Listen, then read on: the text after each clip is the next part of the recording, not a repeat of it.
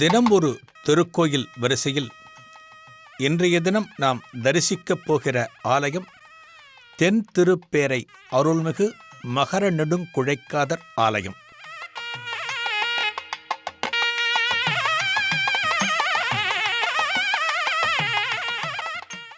ஆலயம் தொழுவது சாலவும் நன்று. கோயில் இல்லா ஊரில் குடியிருக்க வேண்டாம். ஆலய வழிபாடு ஆண்டாண்டு காலமாக நம்மிடையே இருந்து வருவது. இறை தரிசனத்தோடுதான் ஒவ்வொரு நாளையும் துவக்கினார்கள் நம் முன்னோர்கள். மனதில் நிம்மதியையும் பரவசத்தையும் தரக்கூடிய ஆலய தரிசனம் இன்றைய காலகட்டத்தில் அனைவருக்கும் அவசியம். எத்தனையோ மனப்போராட்டங்கள், மனக்கிளர்ச்சிகளுக்கு விடுதலை ஆலய தரிசனமே. பாருங்கள், மனதில் பரவசத்தையும் பக்தியையும் ஒருங்கே வழங்கவல்ல தென் திருப்பேரை அருள்மிகு மகர நெடுங்குழைக்காதர் ஆலயத்தை தரிசிக்கலாம்.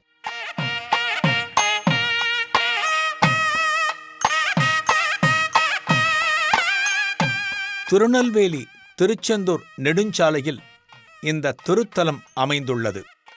திருநெல்வேலி மற்றும் திருச்செந்தூரில் இருந்து பேருந்து வசதிகளும் உண்டு. ஆழ்வார் திருநகரியில் இருந்து சுமார் 4 கிலோமீட்டர் தொலைவிலும், திருநெல்வேலியில் இருந்து சுமார் 39 கிலோமீட்டர் தொலைவிலும் தென் திருப்பேரை ஆலயம் அமைந்துள்ளது.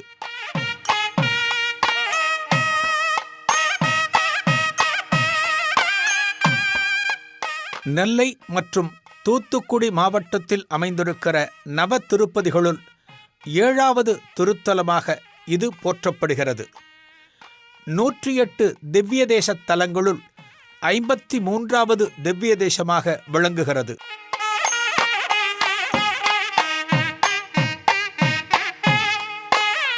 இந்த ஆலய பெருமாள் மீது 11 பாசுரங்கள் பாடியுள்ளார் நம்மாழ்வார்.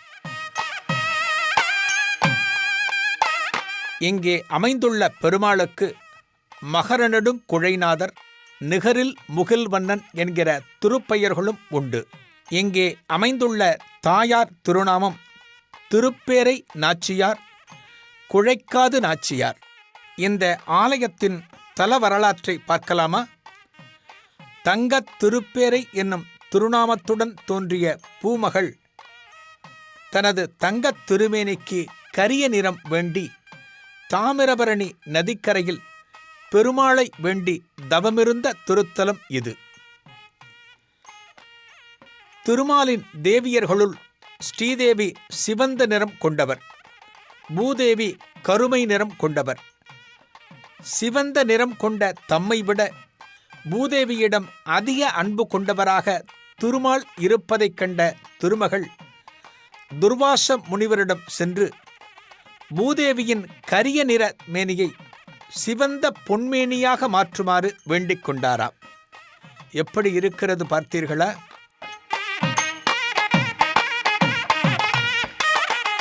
திருமகள் ஆகப்பட்டவள் துர்வாசரிடம் கேட்டுக்கொண்ட பிறகு திருமாலை சந்திக்க புறப்படுகிறார் துர்வாசர்.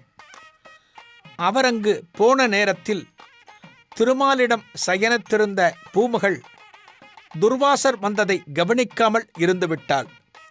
இதனால் கோபமடைந்தார் துர்வாசர். துர்வாசரின் கோபம் நாம் அறிந்ததுதானே. எதற்கும் கோபப்படுகிற முனிவர் அவர்.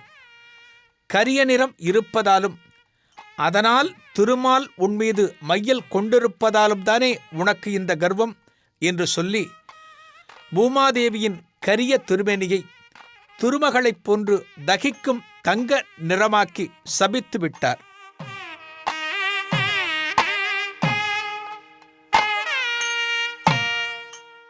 சாபம் கிடைத்த பிறகு விமோச்சனத்தை எதிர்பார்ப்பது எல்லோரது வழக்கம். அதுபோல தனக்கு ஒரு சாபம் கிடைத்தவுடன் அதற்கு ஒரு விமோச்சனத்தையும் வேண்டி துர்வாசரிடமே சரண் புகுந்தாள் பூமகள்.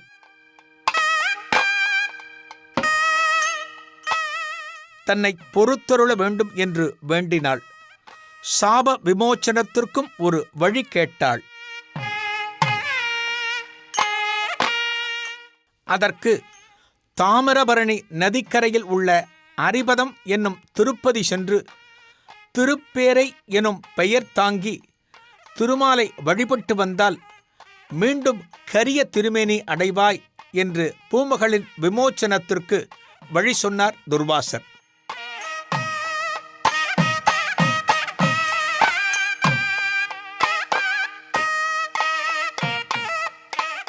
அதன்படியே தற்போது திருநெல்வேலி திருச்செந்தூர் நெடுஞ்சாலையில் அமைந்திருக்கும் தென் திருப்பேரையில் தங்கத் திருப்பேரை எனும் திருநாமத்துடன் தோன்றினாள் பூமகள். இங்கிருந்தபடியே தாமிரபரணி நதிக்கரையில் பெருமாளை நோக்கி தவமிருந்தாள். ஒரு பங்குனி உத்தர திருநாளன்று நதியில் நீராடிய பூமகளின் கைகளில் மீன் வடிவ குண்டலங்கள் 2 கிடைத்தன.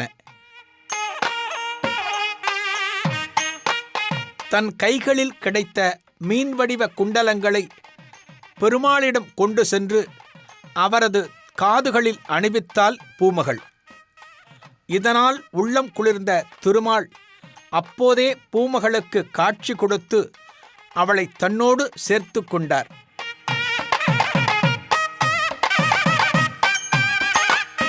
அப்போது பூமகளின் செந்நிறமேனி மறைந்து பழையபடி கரிய நிறமும் வந்தது.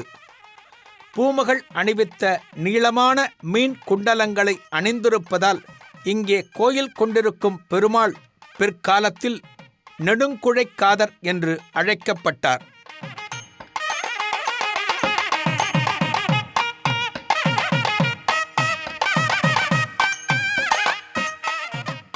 பூமகளின் பெயர் கொண்டு அரிபதமும் தென் திருப்பேரை என்று ஆகியது.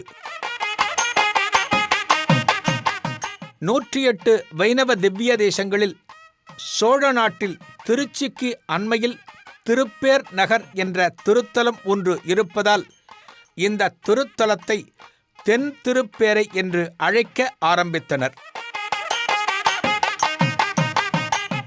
இங்குள்ள ஆலயம் மிகப் பெரியது. இந்த திருத்தலத்திலே மகர நெடுங்குழைக்காதர் பெருமாள் பத்ர விமானத்தின் கீழ் அருள் பாலிக்கிறார். நம்மாழ்வார் ஒரு பாடலில் நிகரில் முகில் வண்ணன், அதாவது ஈடு இணையற்ற அழகுடையவன் என்று ஸ்ரீ மகர நெடுங்குழைக்காதனை பாடியுள்ளார். இறைவன் கிழக்கு நோக்கி அமர்ந்த கோலத்தில் காணப்படுகிறான். பூமகள் இங்கு அவதரித்த பங்குனி மாதத்தில் 10 நாட்கள் பிரம்மோற்சவம் நடக்கும்.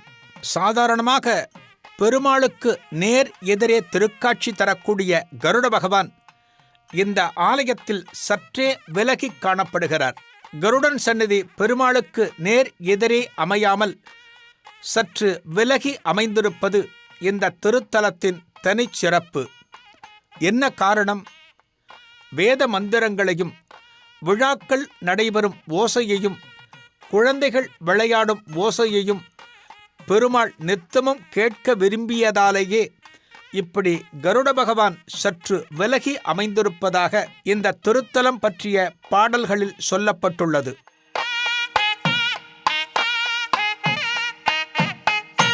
இவற்றையெல்லாம் கேட்க வேண்டும் என்பதற்காக இந்த பெருமாள் கருடனை ஒதுங்கி இருக்க கூறியதால் கருடன் சந்நிதி பெருமாளுக்கு இடப்பக்கமாக விலகி அமைந்துள்ளது.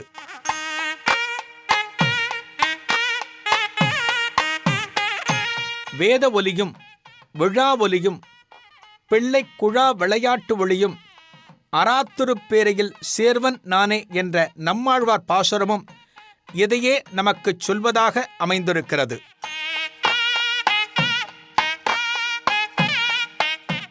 இந்த ஆலயப் பெருமானை வருண பகவான் வணங்கிய காரணத்தினால் மழை வேண்டி இந்த திருத்தலத்தில் பிரார்த்தித்தால் அது நிச்சயம் பலித்துவிடும் என்று சொல்கிறார்கள்.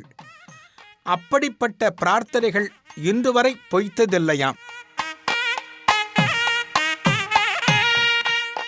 ஒருமுறை அசுரர்களுடன் போரிடும்போது தனது ஆயுதத்தை இழந்து இந்த திருத்தலம் வந்தான் வருண பகவான். இழந்த ஆயுதத்தை திரும்பப் பெற வேண்டும் என்பதற்காக பெருமாளை நோக்கி தவம் இருந்தான். பெருமாளும் மனம் இறங்கி அந்த ஆயுதத்தை திரும்ப கிடைக்கச் செய்தார். வருண பகவான் இந்த திருத்தலம் வந்து தவம் செய்த காரணத்தினால் மழை தொடர்பான பிரார்த்தனைகள் இன்றைக்கும் பொய்ப்பதில்லையாம்.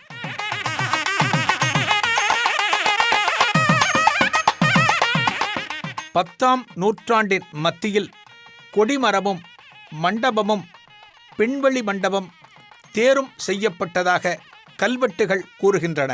காவிரி ஆற்றுக்கும் தாமிரபரணி ஆற்றுக்கும் ஒரு தொடர்பு உண்டு. என்ன தொடர்பு? காவிரி ஆற்றங்கரையில் குடியிருந்த 108 வேத பிராமணர்களை இந்த பகுதிக்கு வரவழைத்து அவர்களுக்கு வாழ்வளித்தான் சுந்தரபாண்டியன் எனும் மன்னன். என்ன காரணத்திற்காக இந்த அந்தணர்களை இங்கே வரவழைத்தான்? சுந்தரபாண்டியனுக்கு குழந்தை பேறு பெற வேண்டி அவனால் சோழ நாட்டில் இருந்து இந்த ஊருக்கு அழைத்து வரப்பட்டு நித்தமும் பெருமாளை பூஜிப்பதற்காக 108 வேத பிராமணர்களை குடியமர்த்தினான். அவர்களுக்கு பொன்னும் பொருளும் கொடுத்தான்.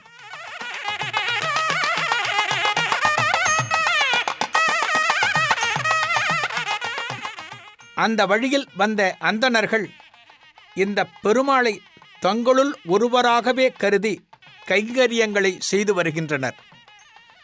விசித்திரமாக இருக்கிறது அல்லவா? பெருமாளையே தங்களில் ஒருவராக இந்த வேத பண்டிதர்கள் கருதுகின்றனர் என்றால் அதற்கு என்ன காரணம்?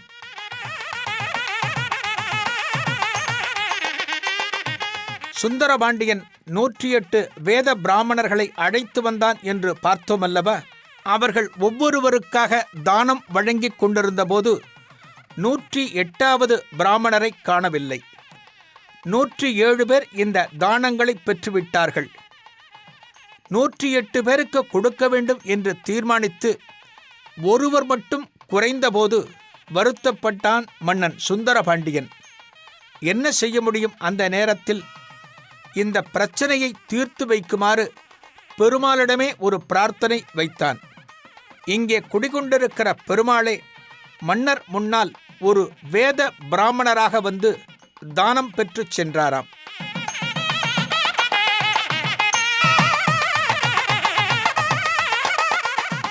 நூற்றி 8 வேத பிராமணர்களில் ஒருவர் காணாமல் போன நிலையில் பெருமாளே 108வது பிராமணராக வந்து தானம் பெற்றமையால் இங்கே வழிபாடு செய்கிற வேத பிராமணர்கள் பெருமாளும் எங்கள் வழி வந்தவர்கள் என்று சொல்லி வருகின்றனர்.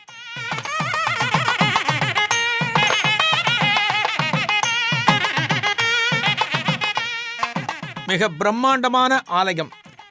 இந்த ஆலயத்தில் நடைபெறுகிற கைங்கரியங்கள் நேரம் தவறாமல் மிக கச்சிதமாக ஒவ்வொரு காலத்திலும் நடந்து வருகின்றன. இங்கே அமைந்திருக்கிற தாயார் திருநாமங்கள்: தென் திருப்பேரை அருள்மிகு மகர நெடுங்குழைக்காதர் ஆலயம். இந்த ஆலயத்தில் அமைந்திருக்கின்ற தீர்த்தங்கள் சுக்கிர புஷ்கரணி, சங்க தீர்த்தம், மகர தீர்த்தம். இந்த ஆலய பெருமாளை வழிபட்டால் இழந்த பொருட்கள் மீண்டும் பெறலாம்.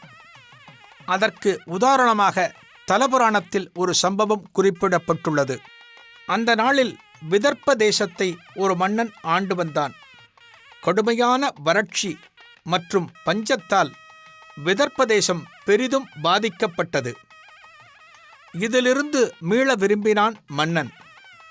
என்னென்னவோ செய்து பார்த்தான்.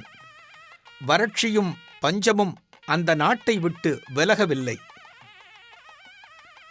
அப்போதுதான் இந்த திருத்தலத்திற்கு வந்து பெருமாளை வழிபட்டு சாபத்திலிருந்து மீள்வதற்கு பிரார்த்தனை வைத்தான். பெருமாளும் அந்த மன்னனுக்கு அருளி பஞ்சத்தை விரட்டி இயற்கை வளங்களை அந்த நாட்டில் செழிக்க வைத்தாராம்.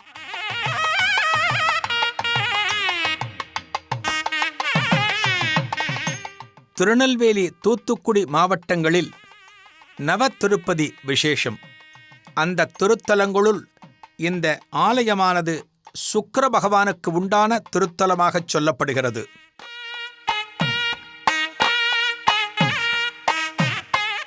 ஸ்ரீவைகுண்டம் திருத்தலம் சூரிய பகவானுக்கும், வரகுணமங்கை திருத்தலம் சந்திர பகவானுக்கும், திருக்கோளூர் திருத்தலம் செவ்வாய் பகவானுக்கும், திருப்புளியங்குடி திருத்தலம் புத பகவானுக்கும், ஆழ்வார் திருநகரி திருத்தலம் குரு பகவானுக்கும், தற்போது நாம் தரிசித்துக் கொண்டிருக்கிற தென் திருப்பேரை திருத்தலம் சுக்கிர பகவானுக்கும், பெருங்குளம் சனி பகவானுக்கும், இரட்டை திருப்பதி எனப்படும் தொலைவில்லி மங்கலம் ராகு பகவானுக்கும் கேது பகவானுக்கும் உரிய திருத்தலங்களாகச் சொல்லப்படுகிறது.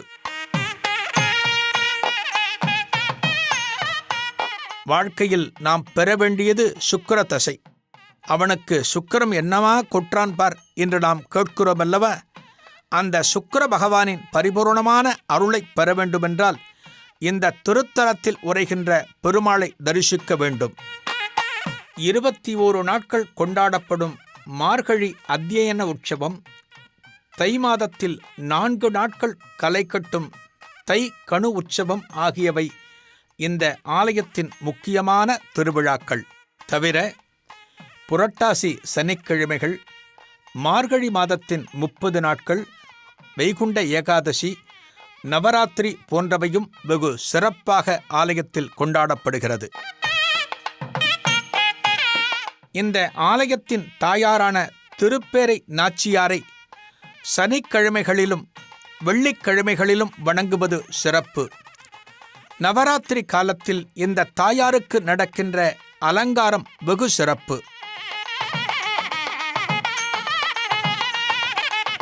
எத்தகைய ஒரு பிரார்த்தனையையும் இந்த ஆலயத்திலே பெருமாளிடமும் தாயாரிடமும் வைத்து நிறைவேறப் பெறுகிறார்கள் வருகிற பக்தர்கள். தங்களது பிரார்த்தனைகள் நிறைவேறிய பின்னால் பெருமாளுக்கும் தாயாருக்கும் திருமஞ்சனம் செய்து வஸ்திரம் சார்த்தி வழிபடுகின்றனர்.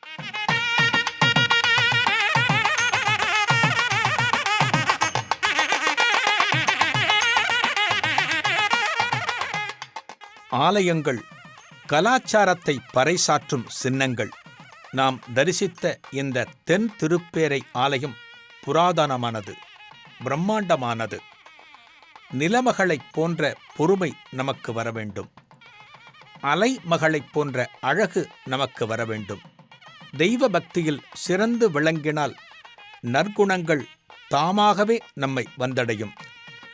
இன்றைக்கு நாம் பார்க்கிற பொறுமையின்மை, மந்தத்தன்மை, சோம்பேறித்தனம் நம்மை முழுமையாக விட்டகன்று நற்குணங்களைப் பெற நிலமகளையும் அலைமகளையும் வணங்குவோம். இந்த திருத்தலத்தில் மகர நெடுங்குழைநாதர் மட்டில்லா இன்பம் வழங்கட்டும்.